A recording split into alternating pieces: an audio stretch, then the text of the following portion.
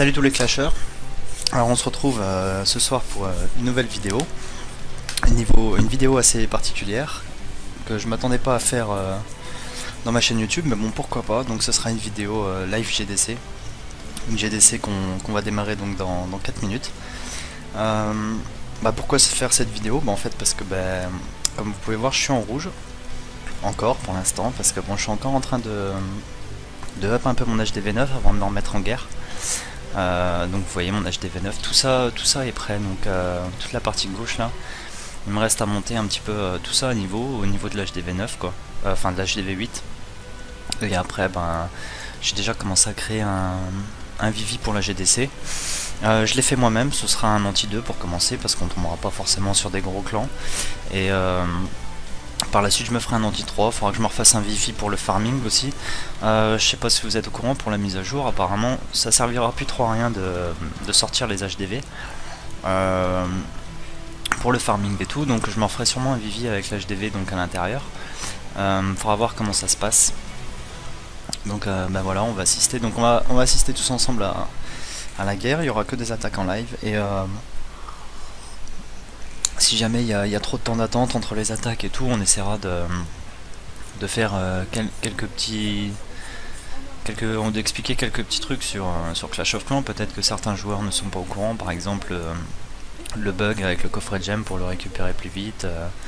On essaiera de voir ce qu'on peut faire pour pas être trop patient entre deux attaques. Donc voilà, alors il reste 3 minutes, on va tout de suite analyser la guerre qui va se dérouler. Donc voilà, mon clan Arden 08 encore. 74 guerres gagnées, on a gagné la dernière, vous avez vu les replays. Donc pour cette guerre, donc voilà, en équipe ennemie on a donc le clan Blacklist, un clan niveau 3 d'origine Turkménistan, ok. Donc voilà, un clan qui a 12 guerres gagnées. Niveau 3, donc un clan assez récent je pense. J'ai pas eu le temps d'aller sur Warclan pour voir le nombre de défaites qu'ils ont. Donc je sais pas du tout si c'est un clan fort ou relativement faible et tout. Donc on verra ça je pense dès le début de la guerre. On va vite comprendre à quel genre de clan on a affaire de toute façon. Bon, vous voyez que leur première HDV10 a des bonnes troupes quand même. Golem max, sorcière max, Soso max, il y a toutes ces popos quasiment max à part le foot qui à mon avis n'utilise pas. Héros 19-17, bon, des héros assez faibles, mais par rapport à notre HDV10 à nous, Mine qui a des héros 11-11, bon, ça reste des héros toujours un peu plus forts. Donc vous pouvez regarder leur profil et tout. Bon, leur premier HDV9 a des bons golems, il a les hog max. Il a des bonnes petites potions, des héros 12-13, ça reste pas trop dégueulasse pour un HDV9 quand même. Pour un HDV9 je veux dire assez préma, donc faudra faire attention à tout ce qui est GOG et tout. On peut s'attendre peut-être à avoir des 3 étoiles de leur part, faudra voir. Leur numéro 3 pareil, c'est un HDV9, donc pareil, il a monté ses cochons, ses golems 3. Des héros 10-10, bon, on peut s'attendre à des bonnes attaques de leur part, enfin j'espère. Ensuite leur numéro 4 ça reste un HDV8 maxé quand même, hein. Il a monté ses golem 2, il a ses cochons 4.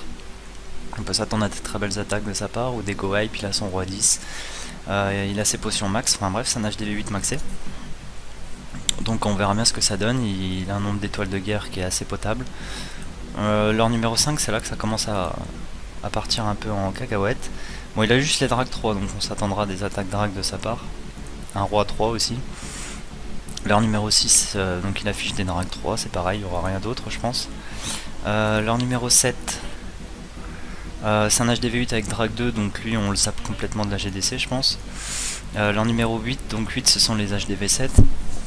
Drag 1, il a 3 foudres, bon ils vont attaquer en drag 1 et puis voilà. Donc leur numéro 9 ça doit être pareil. Ouais voilà, drag 1, 3 potions de foudre. Leur numéro 10 ça doit être la même chose. Ah non, même pas, il a pas de drag. Bon, le numéro 10 ne participera pas à la GDC je pense pas. Donc voilà pour la guerre. Donc ça se présente, on a un HDV10, 2 HDV9 qui sont Grem et Mafia. On a aussi 4 HDV8, donc on aura Amélie, John, Arthur et Looping sur cette GDC, et 3 HDV7, Philou, Big Ju et Jordan. Voilà, la guerre commence. On va pas tarder à avoir des replays. Et puis de leur côté, c'est équilibré, donc on a exactement les mêmes nombres les mêmes niveaux de Vivi. 3 HDV7, 1, 2, 3, 4 HDV8, 2 HDV9, 1 HDV10, donc ça va être une très bonne guerre, bien équilibrée dans les deux camps. Une petite guerre à 10 encore, parce que bon, on a encore pas mal à monter nos HDV9. Donc voilà, et puis bon, on a des recrutements, hein, on a des gens qui essayent de rentrer dans le clan et tout. Mais bon, c'est pas des gens qui via mes vidéos viennent se présenter dans le clan pour faire des bonnes GDC et des gens qui maîtrisent les compos 3 étoiles.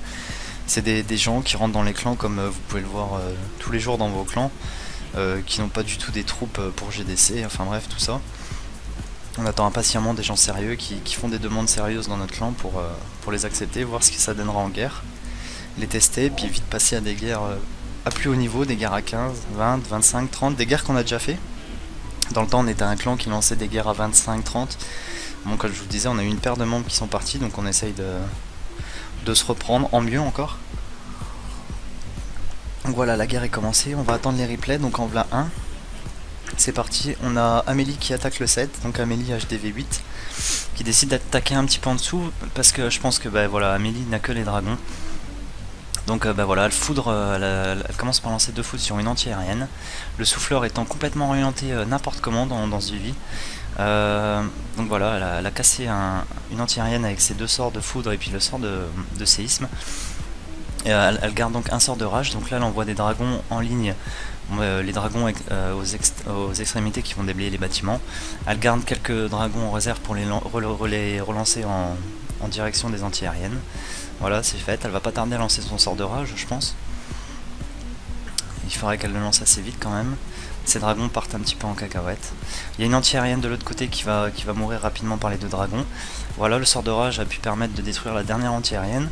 Donc bah là, il n'y a plus grand chose à faire. Elle a encore son château de clan. J'espère qu'elle a pas une déconnexion et qu'elle va le lancer rapidement. J'ai pas eu le temps d'analyser les niveaux des anti-aériennes et tout. Bon, les archers sont d'un bon niveau. C'est le seul danger qui reste, les anti-aériennes sont mortes.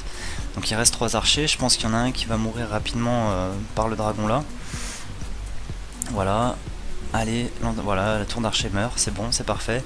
Il reste 2 tours d'archer, ça me paraît être le plus grand danger, sachant que les mines, je pense qu'elles elles sont toutes tombées. Il reste son château de clan, faut vraiment qu'elle le lance pour soutenir, parce que c'est un dragon max, voilà, il a été lâché. Il faut que ce dragon aille casser les tours d'archer, parce que là, elle en a vraiment besoin. C'est chaud, hein, c'est vraiment chaud là, il y a un dragon qui va encore mourir. Il lui reste vraiment 2 dragons et un géant, c'est vraiment pas évident. Il faudrait que ce dragon là casse la tour d'archer, c'est ce qu'il va faire, voilà, c'est fait. Ce dragon là s'occupe de l'autre archer, mais bon, il reste pas mal de bâtiments, notamment des réservoirs, il reste 1 minute 9. C'est un peu tendu quand même. Là, la tour de sorcier est en focus sur le géant, c'est vraiment pas mal, même si ça fait pas trop de dégâts sur les dragons. Bon voilà, il n'y a pas de cabane dans les coins, donc c'est encore jouable, je pense, à 56 secondes. On a 88%. Voilà, il reste 50 secondes. Les camps, c'est des bâtiments qui tombent assez vite. Le dragon max est sur le réservoir, c'est très très bien. Voilà, le dragon là va survivre jusqu'au bout, hein. De toute façon, une tour de sorcier, ça ne fait pas de dégâts sur le dragon. Donc voilà, là le dragon va la tuer. Les 2 dragons se redirigent sur le réservoir, ça c'est un petit peu chiant. Si le dragon avait été sur le labo et le camp, ça pourrait passer, mais là ça reste quand même chaud, hein. Il reste 30 secondes, franchement, le réservoir tombe. Ok, il reste 26 secondes. Il reste un labo et un camp et l'attaque sera à 100%. Ce sera un strike en première attaque, donc ce sera très très bien. Je pense que ça va passer, le camp a vraiment pas beaucoup de points de vie, le labo pareil. Ouais, voilà, 100% en première attaque, donc c'est parfait.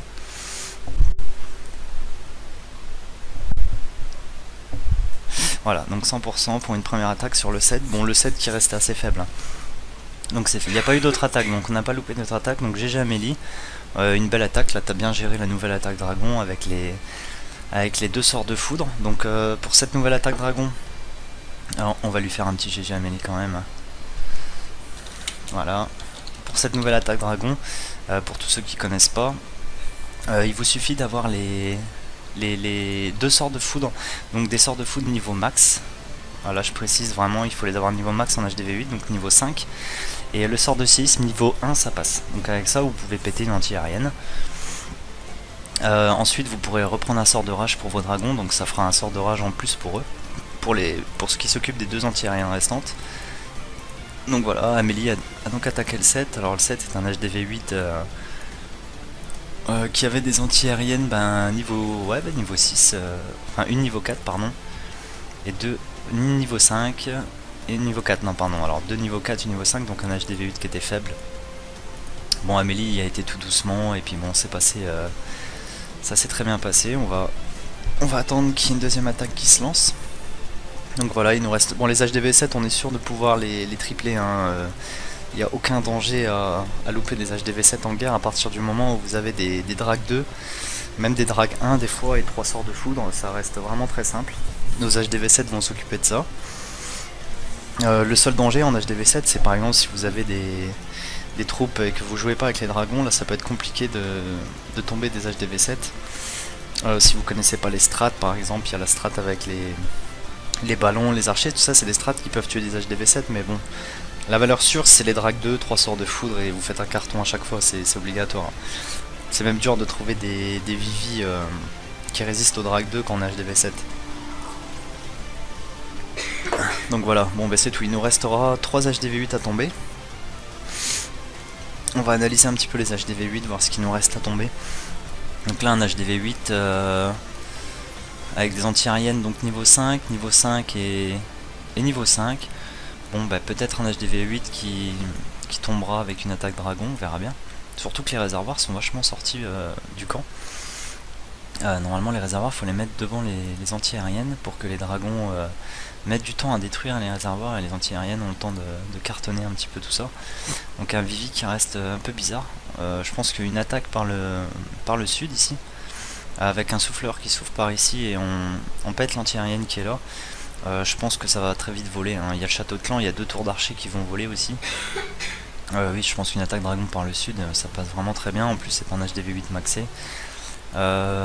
Toujours pas d'attaque, on va analyser un petit peu le 5 ensemble.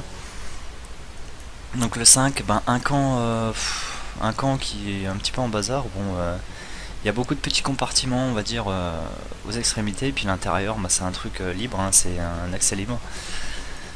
On verra bien qui s'occupera du numéro 5, comment il va l'attaquer, comment il va s'y prendre.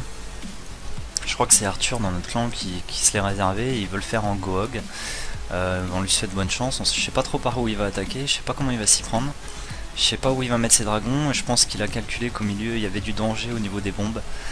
Il y a beaucoup de possibilités de double bombe quand même, hein. Il y a des 8 cases un peu partout. Donc j'espère pour lui que ça va pas lui jouer des tours et puis que ça va passer. Tout ce que je sais c'est que les cochons, une fois qu'ils... Enfin ça va tourner, hein. Ça va tourner soit autour du camp, soit à l'intérieur du camp. Les doubles bombes, s'il y en a, elles sont vraiment ici, là, vous voyez, plus vers ici au niveau de l'HDV, donc il faudra surveiller tout ça quoi. On a toujours pas de live, bon c'est tout, on va analyser le 4 un petit peu. Ah le 4, donc un HDV8 intéressant déjà, rien qu'à voir ces murs, donc ce sera sûrement le seul HDV8 de la guerre intéressant à tomber pour nos HDV8, les deux autres étant pas des HDV8 très forts pour ma part. Donc qu'est-ce qu'on peut analyser sur lui? Il protège déjà un peu ses anti-aériennes avec des réservoirs.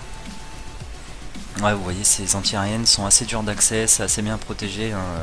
Même le château de clan, il est mis entre les trois avec l'hôtel de ville pour retarder un petit peu les dragons. Un souffleur qui est plutôt bien placé, je trouve. Oui, là, c'est assez compliqué quand même. C'est assez compliqué. Donc en dragon, on le verra peut-être pas tomber, hein, ce numéro 4. On va regarder s'il y a un live, sinon on retournera sur lui. Toujours pas de live, mais on va retourner sur le 4. On verra bien comment ça se passe pour le 4, qu'il fera, en espérant que c'est pas un de nos HDV9 qui devra retomber dessus.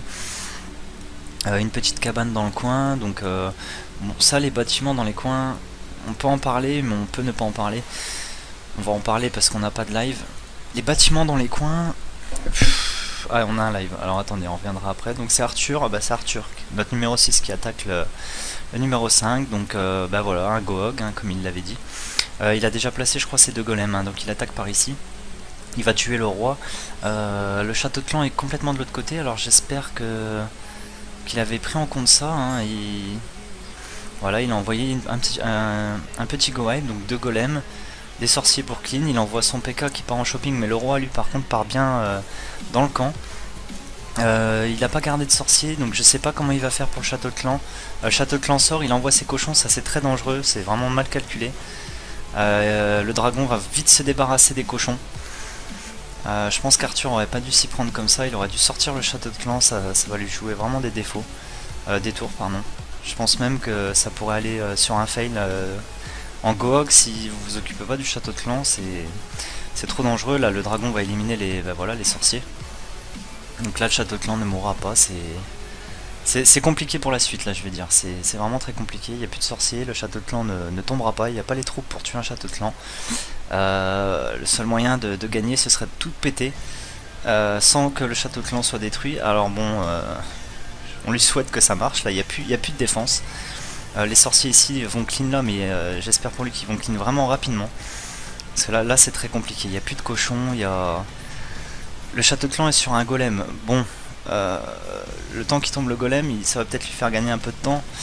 Est-ce que ce temps sera suffisant pour déblayer tout le camp? Je pense pas. Le roi va déblayer un peu. Ouais, voilà, les golems sont morts. Bah, le roi va y passer, puis les sosos ils vont y passer. Bon, c'est mort. C'est dommage, Arthur, t'aurais vraiment pu réussir ton attaque. Mais de toute façon, je vais te l'écrire. Le CDC, faut le sortir. Arthur. Voilà, il aurait fait le château de clan, il aurait fait 3 étoiles. On va dire, tu pouvais pas faire 3 étoiles, c'était pas possible. Hein. 3 étoiles sans s'occuper du château de clan sur une compo terrestre. C'est pas possible, hein. C'est vraiment impossible. Je pensais vraiment qu'il aurait sorti Shadow Clan avec un petit barbare. Ensuite, le Shadow Clan aurait été redirigé sur sa partie Go Wipe, son petit commando. Il aurait attendu, il aurait gardé un peu de sorciers, il les aurait placés sur le Château de Clan avec le sort de poison, ça tombait, c'était bon quoi. C'était bon, c'est dommage, c'est ces petites erreurs qu'il faut apprendre. Sans le CDC, ça passait. Non, je suis pas d'accord, Arthur. Hein. Non. Ne pas s'occuper du CDC, c'est une erreur pour moi.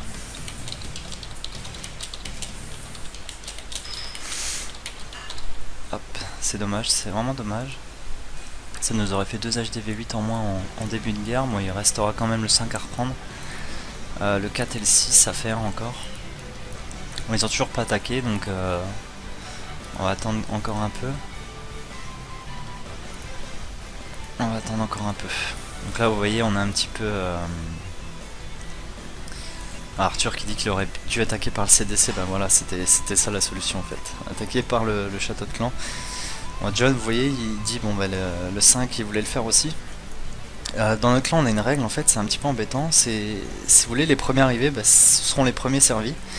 Donc ceux qui sont là en début de GDC, ben, ils préparent une compo, ils disent bon ben voilà, je me fais lui, ils préparent leur compo. Et ils attaquent quoi, on n'a pas de réservation, on réserve pas nos cibles, sauf vraiment en début de GDC, juste avant le début de la GDC, si on voit qu'on a du monde de connecté, on se dit attendez, laissez-moi le. Si personne ne répond derrière, comme quoi il a préparé des troupes sur ce numéro là, bon ben c'est tout, on y va. Donc on se parle beaucoup hein, quand même pour les attaques, il faut se parler, sinon on se mélange les pinceaux. On a plusieurs personnes qui préparent des troupes sur un même numéro, et bon, c'est pas très bon, hein, il faut vraiment communiquer. Donc vous voyez, notre but nous c'est de faire des attaques 3 étoiles dès le début. Hein. Arthur vient de foirer avec quand même un 93%. Bon, il aura attaqué, on va regarder un petit peu, il aura attaqué donc par ici, au lieu d'attaquer par ici. Ouais, forcément il aurait eu le roi pour embêter un peu ses cochons, mais bon, le roi on sait bien que c'est un peu embêtant, mais c'est pas non plus ce qui fait foirer une attaque Gohog, hein. C'est vraiment bon, le château de clan qui n'a pas été pris en compte, et qui a fait un carton, hein, le château de clan, dragon, ballon. Ça a vite tué ses golems, son PK, bon, ça a liquidé tout ça quoi. Au moment où le PK à la limite était focus, il aurait peut-être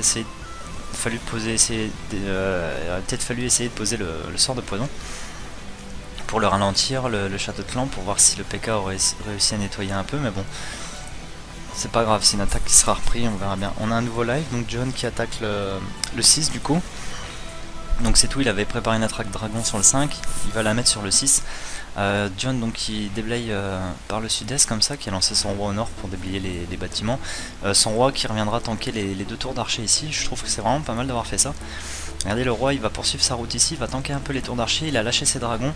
Donc il y a deux dragons qui sont orientés sur les côtés pour le déblayer. Tous les autres ont l'air de se rediriger vers l'anti-aérienne qui est ici. Le souffleur sera pété. Un sort d'orage qui aurait pu être un... Oh, qui est vraiment pas mal parce qu'à moins que les dragons là ne le prennent pas. Donc vous voyez, les anti-aériennes vont pas tarder à tomber, il y en a une qui est tombée. La deuxième devrait pas tarder si les dragons font pas n'importe quoi. Voilà, ils sont enragés, donc l'anti-aérienne devrait tomber très vite. Voilà, bah, je pense qu'elle va tomber. Bah voilà, alors vu le nombre de dragons qui restent, et il reste 0 anti-aérienne. Le roi derrière tank, regardez, c'est magnifique ce qu'il a fait, John. John qui commence à faire vraiment des très belles attaques dragons. Au sud, tout a été déblayé. Il reste vraiment beaucoup de dragons. Je pense que c'est une attaque qu'il maîtrise parfaitement. Voilà, regardez, la tour d'archer est encore sur le roi. Le roi vient de tomber, mais voilà, le dragon a eu le temps de... C'est magnifique hein, d'utiliser le roi comme ça, en tant que des tours d'archer par derrière le village pour que les dragons progressent sans prendre de dégâts. Regardez, magnifique hein, le nombre de dragons qui restent, c'était super, franchement, ouais, un gros GG. C'était super, hein. John qui a vachement évolué dans le clan, hein. C'est, on va lui dire un gros GG. John, superbe attaque. Et on va lui mettre GG le roi qui a tanké les TDA. Donc John qui avait commencé dans le clan, qui est venu en même temps que Mine. Mine c'est notre HDV10. Ils étaient vraiment faibles hein, les deux en GDC. À l'époque on était un sacré nombre, hein. C'est peut-être pour ça aussi que c'était un peu le bazar à l'époque. On n'avait pas trop voulu s'investir sur des chaînes YouTube et tout. On se sentait pas vraiment d'un niveau à faire des belles choses et tout. Et en fait, je pense que tout le monde dans ce jeu là a du potentiel. Il suffit de regarder un peu les autres jouer, de prendre des conseils, de regarder des vidéos. C'est pour ça qu'il y a des gens comme moi qui vont faire des vidéos pour permettre à d'autres de s'améliorer. Bon, bien sûr, on n'est pas encore d'un très très haut niveau, mais bon, je vous l'ai dit dans mes vidéos précédentes, on essaye vraiment de s'améliorer. Je pense qu'on a les moyens, on a des joueurs, on en aura d'autres qui viendront dans le clan par la suite. Soit des connaissances, soit des gens qui via ma chaîne YouTube nous rejoindront. Et John qui se surprend lui-même quand il fait ses attaques dragon, bon c'est bien, hein. Après bon, on va réanalyser le vivier un petit peu qui vient de tomber. On en a un peu parlé tout à l'heure, hein, du 6, c'est un vivier que je savais que par les dragons ça tombait si on attaquait par ici. Bon, il a attaqué par ici, il a peut-être plus raison, attaquer en ligne droite comme ça, c'est peut-être plus efficace que d'attaquer en coin. Il y en a qui n'ont pas l'habitude d'attaquer dans les coins de vivier avec les dragons. Et ça a bien progressé dans le village, ça avait vraiment tout broyé. Là il y avait deux tours d'archer qui ont été broyés rapidement en plus des deux anti-aériennes. Il n'y avait pas trop de réservoirs pour bloquer, hein, je vous l'avais dit, hein, dans ce vivier là le problème c'était vraiment les anti-aériennes sont à découvert quoi. Elles sont niveau 5 c'est sûr, elles sont pas d'un niveau max, donc ça compte pour une attaque dragon. Les tours d'archer sont bien montées, hein, donc ça va. Elles ont un bon niveau pour l'HDV8.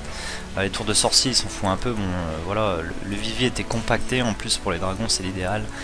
Il avait tout bien déblayé les bâtiments où il a attaqué. Au nord il avait mis son roi qui a déblayé déjà tous ces bâtiments qui sont un peu chiants sur une fin d'attaque. Et le roi qui après était s'orienter sur les tours d'archer. Son roi aurait tanké les deux tours d'archer, ça aurait été magnifique. Il en a tanké une quand même jusqu'au bout, hein. Faut voir que la tour d'archer a pas lâché le roi. Mais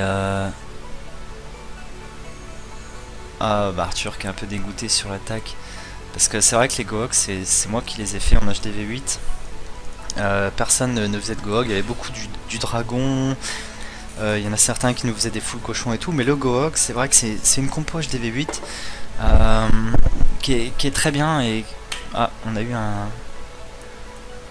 on a un live, pardon, on l'a loupé. Il s'agit de Jordan, on mettra le replay juste après, hein. Donc c'est un de nos HDV7 qui... Alors Jordan en fait c'est un pote à moi, IRL. Je lui ai proposé de rentrer dans le clan, il a très vite monté son HDV7. La condition, donc c'est pour ça que nous on recrute plus d'HDV7, c'est les seuls HDV7 qui sont dans le clan, parce que c'est pas des attaques très intéressantes je trouve. Jordan, la condition c'était qu'il monte ses Drag 2 et 3 sorts de foudre obligatoire pour GDC. Autant lui hein, que les autres HDV7, Jordan, Big Ju qui est mon frangin, Philou qui est un pote aussi. La condition c'était de monter leurs HDV7, il y a mon cousin aussi qui nous rejoindra et ce sera un autre HDV7. Et voilà, Jordan qui en Sur la première GDC, celle qu'on a fait juste avant, avait fait une attaque dragon, il avait foiré, il savait pas comment ça se jouait, il avait lancé un sort de foudre. Sur ces 3 sorts de foudre, il en avait lancé un à côté de l'anti-aérienne, il était surpris. Et bon bah là il s'est dit bah c'est pas grave, il a fait sa deuxième attaque la GDC d'avant, il a réussi. Et là je pense qu'on va regarder le live, ça va être plus intéressant de voir son attaque que les attaques. C'est sa deuxième guerre de clan, hein. Jordan c'est un joueur très récent. Il peut compter sur mon soutien pour vraiment lui apprendre à jouer. Regardez, il a 9 dragons, il a pas ses camps montés à fond encore. 3 sorts de foudre, un château de clan rempli. Alors, regardez les 3 sorts de foudre, et je pense qu'il a déjà mieux compris comment ça marchait. Hein, au début ça peut ne pas être évident, hein, quand c'est vos premières guerres de clan, vous êtes des joueurs très récents sur Clash of Clans. Ça peut ne pas être évident de faire des bonnes attaques. Donc 3 sorts de foudre bah, bien placés sur l'anti-aérienne, elle vient de tomber. Est-ce qu'il a entendu mon appel contre le souffleur? Parce que j'avais parlé du souffleur. Bon, il lâche un paquet de dragons ici. C'est un petit peu débutant, hein, ça se voit tout de suite, hein, lâcher des dragons comme ça en paquet alors que l'anti-aérienne elle est là-bas. Bon, c'est un petit peu dangereux parce que l'anti-aérienne est vraiment loin, je comprends pas pourquoi il a pas attaqué plus par ici. Donc vous voyez, hein, il est récent comme joueur, mais il sait très bien qu'en HDV7, bah, des drags 2, 3 sorts de foudre, bon bah voilà, ça fait un carton dans le village, il n'y a même pas besoin d'attaquer là où on veut pour détruire l'anti-aérienne. Donc Jordan qui devra s'améliorer hein, par la suite, hein, qui devra améliorer ses attaques, faire des attaques HDV7 qui sont simples, il devra vraiment les faire parfaitement. Parce que bon là c'est un petit replay histoire de dire, vous voyez bien que son attaque c'est un petit peu le bordel. Et je pense qu'il a même eu chaud, je sais pas comment il va s'en sortir là, et je pense que ce dragon là va tuer la tour d'archer et l'anti-aérienne, ouais. Ouais, c'est ce qui va se passer je pense. Ouais, c'est chaud quand même. Ah, ça passe, vous voyez. Ça passait. Et regardez, il reste encore tellement de dragons HDV7. Et je vais lui dire GG, mais bon, on va lui dire la vérité quand même. GG, mais il faut envoyer des drags le plus près de la deuxième anti-aérienne. Voilà. Voilà, c'est comme ça qu'on joue en HDV7. Hein. Donc vous voyez, les attaques HDV7 pas trop intéressant. Vous avez bien vu que même en faisant n'importe quoi, ça passe. Hein. À partir du moment où on a des drags 2, et puis voilà quoi. Bon, ils ont toujours pas attaqué en face. Donc bah, c'est tout, un HDV7 en moins. Il en restera 2 qui vont vite être faits, je pense. Pour les 2 HDV7 restants, on aura Philou et Big Ju. Bon bah, c'est des habitués aux jeux vidéo aussi. Hein. Je les connais, j'ai déjà joué à plein de jeux avec eux. Bon, ils vont aller très vite. Philou, depuis qu'il a commencé le jeu, il a fait que des 100%. Il a jamais fail une attaque. Il a tout de suite compris le jeu, comment ça se passait. Je pense que c'est un bon petit joueur. Il a hâte sûrement de passage des V8, changer un peu, passer avec des attaques dragon un peu plus compliquées. Big Jeu pareil, hein, qui évolue bien et tout. Graham, tu me fais un meuf, le 4 il est chaud. Ouais, le 4 il est chaud, ouais, bonne remarque, ouais. C'est un HDV8 maxé quoi, c'est le genre d'HDV8 intéressant à tomber parce que quand on l'a tombé on est heureux. Il a fait un design anti-3 en plus, ça doit être un bon joueur parce que... Alors pourquoi un design anti-3 pour ceux qui connaissent pas les designs anti-3, on a un hôtel de ville un petit peu qui n'est pas centré en fait, il est un peu excentré. C'est le château de clan qui va être mis au milieu. Et regardez là, pour sortir le château de clan, regardez là, dans le Vivi comment il est le château. Sortir un château de clan comme ça nécessite déjà d'envoyer minimum une troupe qui prend 5 emplacements. Je pense notamment au cochon, je pense que c'est vraiment la seule possibilité d'envoyer de sortir un château de clan d'un Vivi comme ça. Donc qui dit bah, cochon dit bon bah c'est tout, on va peut-être le voir pour le faire en full hog. Full hog, vous voyez bien que ça va être très compliqué. Alors pourquoi très compliqué? Bah, y a des espaces partout, il y a des risques de doublement, on sait même pas où elles sont tellement il y a de... regardez, il y a ici, il y a là, il y a ici. Là je sais pas s'il y a 8 cases, je crois pas. Là il y a ici, il y a là, il y a là. Je pense pas qu'il ait mis ses doubles bombes en extérieur parce que ça pourrait lui jouer des défauts. En lançant des petits cochons correctement, on pourrait vite désamorcer ces doubles bombes. Voir une bombe unique, mais bon, ça suffirait. Moi je pense qu'il a mis ses doubles bombes ici, enfin entre les 2 anti-aériennes là, parce qu'une fois que des cochons ont fini ici, la seule défense à proximité c'est il passe par là. Il y a un chemin ici hein, qui est là, hein. Je pense que les doubles bombes sont par ici. Je pense que c'est un Vivi qui doit être envisagé avec avec une compo à base de cochons. mais pas un full hog, ce serait vraiment dangereux. À voir s'il y a des doubles bombes. Donc une première attaque ce sera peut-être indispensable sur le 4 pour voir comment on pourrait l'interpréter en deuxième attaque. Il faudra une attaque terrestre, donc un bon go wipe. Si on a des go wipers, on en a dans le clan. Soit un bon go wipe, soit tout de suite un go hog pour voir en chirurgical, un déploiement chirurgical. Ça pourrait le faire, je pense, parce que bon, ça pourrait vite nous montrer si les bombes sont en extérieur. Et au cas où elles seraient en extérieur, sur une deuxième attaque, on pourrait déclencher limite un full hog pour aller désamorcer les petites bombes avec des cochons et puis envoyer tout un paquet de cochons qui finirait le clan assez rapidement. Donc on verra comment on se débrouille sur le 4. Donc voilà, on va attendre pour voir si on a des lives qui vont revenir. Bon, je leur ai donné un petit peu tous l'ordre, on va dire, d'attaquer en début de guerre pour vous montrer un peu les attaques. Hein, voilà, on triche pas, hein, c'est vraiment du live GDC. Je vous montre vraiment les attaques de mon clan. Des attaques des fois bon, pas trop intéressantes, mais il y en a eu des bonnes. Hein, il y a eu des bonnes attaques dragon. On a eu un bon petit Gohog. C'est dommage qu'Arthur a pas sorti le château de clan. On va revisionner un petit peu. On n'avait pas vu le début de l'attaque. Donc voilà, il va en 2 golems, donc il va en chatrud. Un chatrud ça veut dire 2 golems, on investit 2 golems, donc il met 2 golems, ça laisse pas beaucoup de cochons mais ça suffit. Une belle ligne de sorciers derrière, bon on n'a pas de reine, donc tout ça pour déblayer les bâtiments. Des casse-briques qui sont posées peut-être à... c'est passé hein. Les casse-briques sont passées, vous avez vu le mortier il a failli les... donc il pète vraiment les 2 murs, ça c'est super beau. Le PK qui part en shopping, ça c'est malheureux, mais bon c'est comme ça, il aurait fallu attendre que les sorciers là déblayent un peu les bâtiments pour lancer le PK qui serait redirigé vers le centre. Bon, le roi est parti, donc c'est déjà une bonne chose. Mais bon, après, je vous l'avais dit, hein, tout ça, ça va tourner hein, autour du camp. C'est un camp qui veut que ça tourne. C'est un peu chiant. Et puis là, bah, vous voyez le château de clan, les cochons tout de suite lancés sur le château de clan qui sort tout de suite, c'était pas bon. Hein. Ouais, ça, les cochons, ils prennent vraiment la patate hein, sur le dragon et le ballon là. C'est vraiment dommage. Hein. C'était très beau, hein, c'était très bien joué, Arthur. J'ai même pas vu les bombes en fait. Ah, il y en avait une ici, regardez. Ah, il y avait une bombe ici, donc une bombe unique, pas de double bombe dans le camp, donc ça peut se reprendre, le 5 peut se reprendre hein, en full hog, il suffit de... Voilà, il y a une autre bombe, non c'est pas une bombe, c'était un mortier je crois. Donc ça peut se reprendre en full hog, il a pas de double bombe, hein, c'est juste un joueur qui a mis des bombes uniques un petit peu à des endroits bizarres.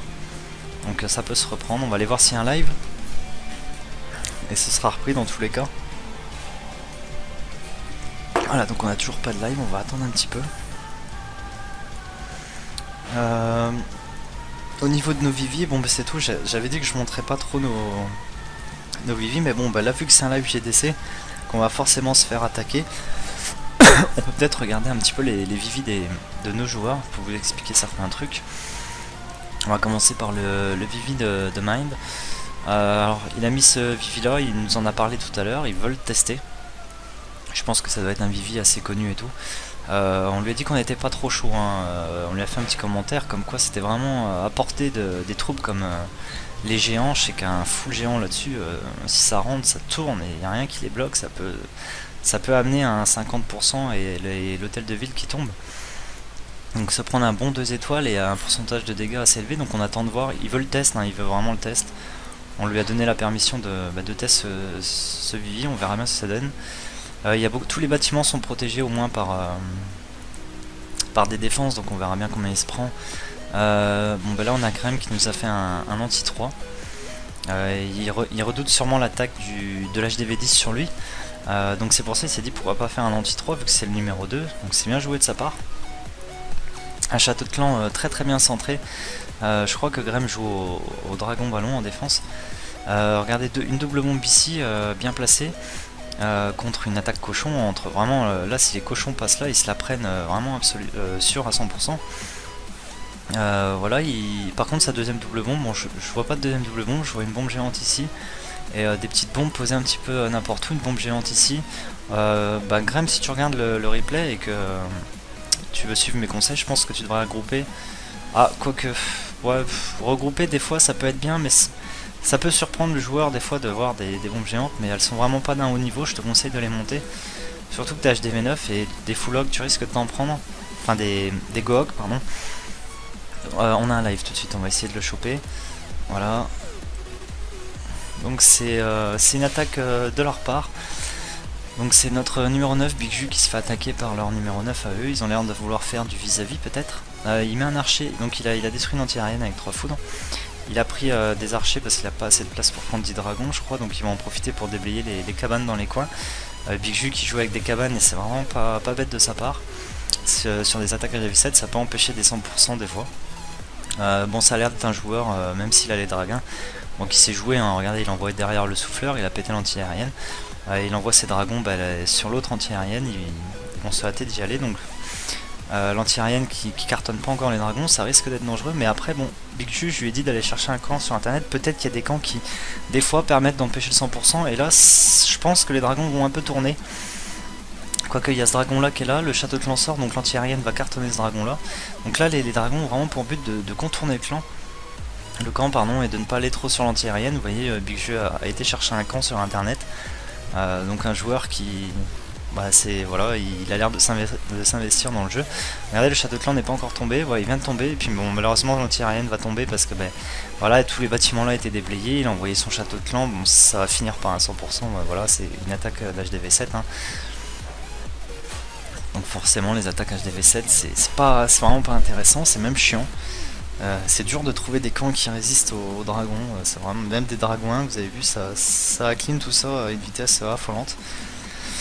Donc pas besoin de plus pour savoir que ça va faire 100%, surtout que le joueur avait bien déblayé les cabanes dans les coins. Dommage parce que son camp je l'avais trouvé intéressant sur le démarrage, mais c'est vrai que le joueur a bien gardé des dragons en réserve. Il a attendu que ce soit un peu clean sur les côtés et puis il a envoyé des dragons pour aller directement sur HDV, l'anti-aérienne et tout, c'est tout. C'est dommage, c'était bien joué, hein. Là, il reste pas tant enfin il reste des dragons quand même, hein. Il a réussi à en déblayer une paire, hein. C'est vraiment pas mal pour un petit Vivi HDV7. Donc voilà, on va arrêter là parce que de toute façon il va se prendre à 100%. Est-ce qu'on a un autre live? Donc on n'en a pas, on va attendre un petit peu. On va continuer sur les Vivi, donc Grem qui avait mis un anti-3 pour éviter que leur numéro 1 en face, on s'attend à ce que leur numéro 1 attaque le 1 et le 2. Mafia lui a dû opter pour un anti-2 je pense avec un HDV centré, voilà, exactement ça. Donc voilà, un HDV centré, un château de clan juste à côté. Sa reine, un petit, ouais d'accord, une reine qui est ici, bon, assez facile d'accès, mais bon, on s'attend pas à des attaques 3 étoiles de leur part au niveau de nos HDV 9. Donc voilà, un Vivi qui se présente comme ça. Bon, il a des murs faits, Mafia il a voulu monter son HDV 9 assez vite. Il n'a pas non plus des murs noirs de l'HDV 8 max. Je conseille, c'est dommage, hein, il faudrait les monter. Et il aurait fallu les monter en HDV 8 et je conseille à tout le monde de le faire. Pourquoi? Parce que quand vous allez passer à HDV 9, si vous tombez pas contre des clans trop forts, ils vont vous mettre toujours des go oui des go wipe. Et si vous avez les murs noirs, ça retient déjà bien les attaques terrestres comme ça. Quand vous montez votre HDV 9, hein, comme mon Vivi en moi par exemple, on va aller voir mon Vivi. Moi j'ai vraiment insisté sur les murs, hein. Je voulais vraiment les monter, les murs noirs, ça m'a pris vraiment beaucoup de temps. Mais une fois qu'ils sont faits, voilà, vous commencez en HDV 9 avec des murs noirs. Et tout ce qui est à base de go wipe, tout ça, vous tenez le coup quoi. Vous tenez le coup. Donc Mafia, j'espère qu'il va résister à leur numéro 3, à leur numéro, je pense numéro 2, leur numéro 3 qui ira peut-être dessus pour essayer de faire des 2 étoiles poussées sur Mafia. Au niveau des Vivi, nos HDV8, on a John, bon, il n'y a pas de secret, je pense qu'on a tous des bases un peu copiées sur internet, on n'est pas non plus des fous de GDC, enfin pas encore. Donc voilà, John qui a fait un Vivi, qui a rechangé beaucoup de Vivi, hein, parce que je lui donnais des conseils. Il fallait un Vivi avec des doubles bombes pour les cochons, il fallait un Vivi avec des anti-aériennes pas trop à découvert de l'hôtel de ville, un positionnement de souffleur intéressante.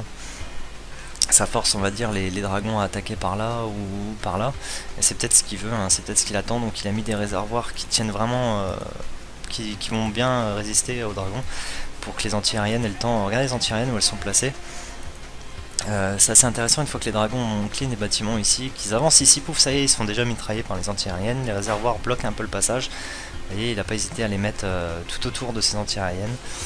Donc voilà, on verra si son camp tient pas mal, hein, John. Donc à partir du moment où un Vivi tient bien les attaques dragons et cochons, c'est déjà un bon petit Vivi, faut pas trop le changer. Ensuite on va regarder un petit peu le camp à Amélie. Donc Amélie, pareil, un petit Vivi avec des A, pas trop rapprochés, un petit peu quand même, mais bon, il faut pas trop non plus les écarter, sinon elles se retrouvent vers les extérieurs, et les dragons ont facile d'accès. Une position de souffleur intéressante, encore une fois. Au niveau des doubles bombes, j'ai pas trop regardé le Vivi Amélie, donc elle a une bombe ici. Je pense que voilà, il y a une bombe géante ici, vraiment pas bonne, en plus elles sont sur les bords.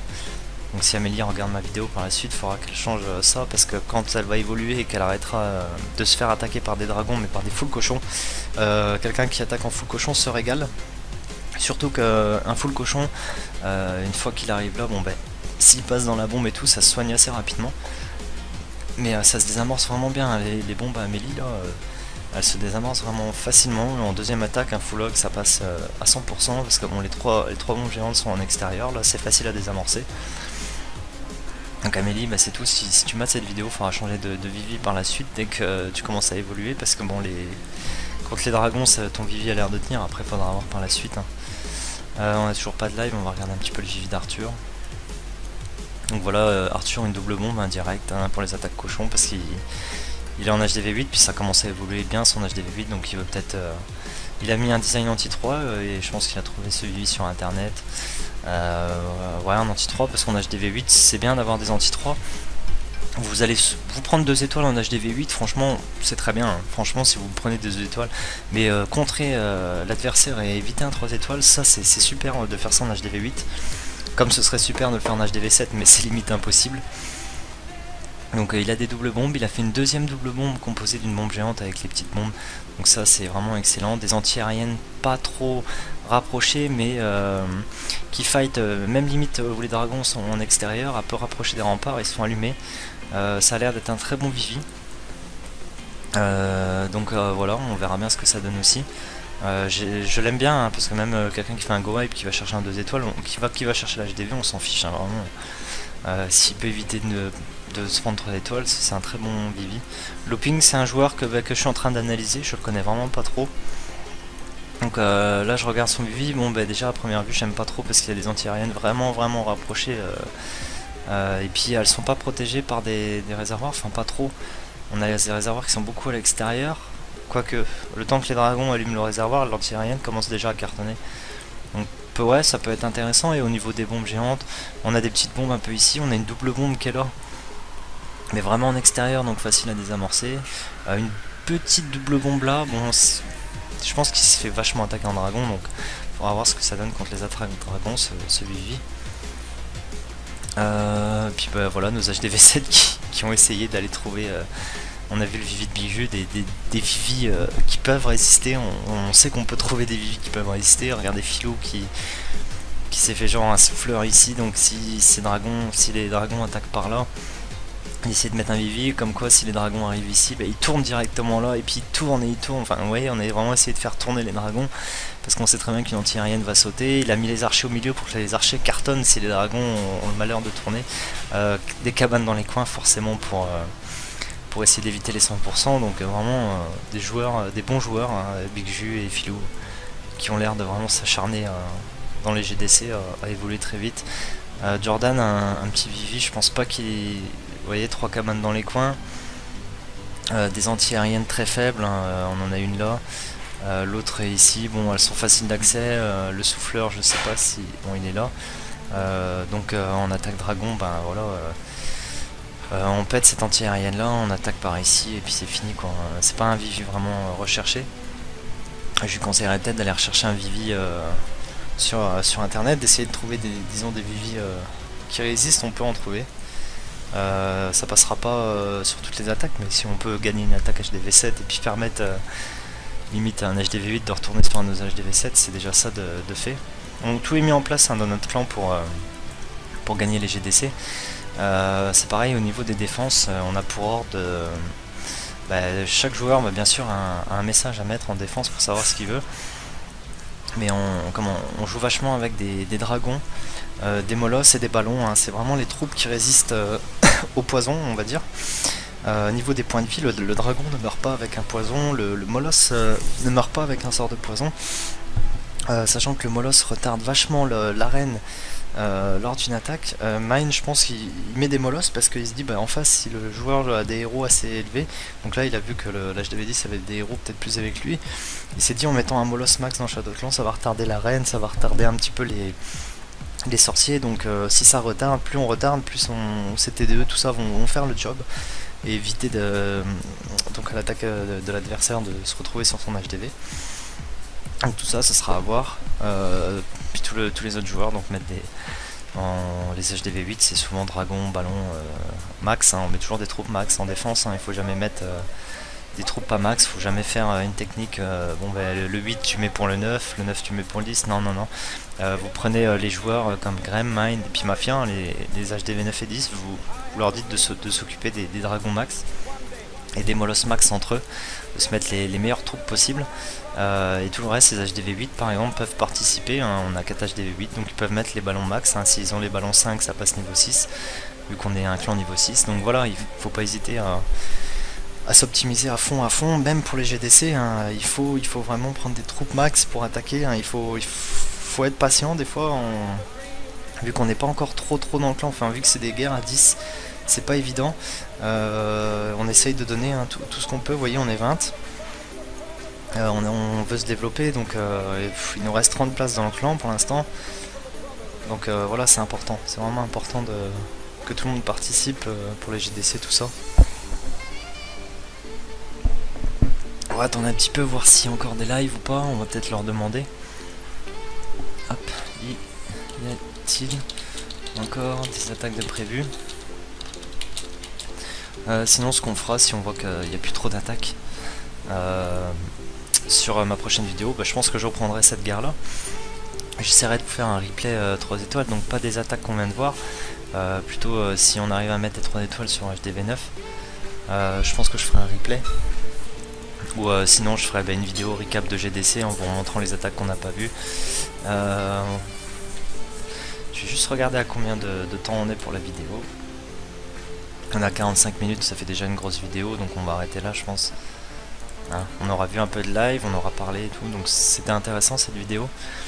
Bah c'est tout, j'espère que cette vidéo vous a plu.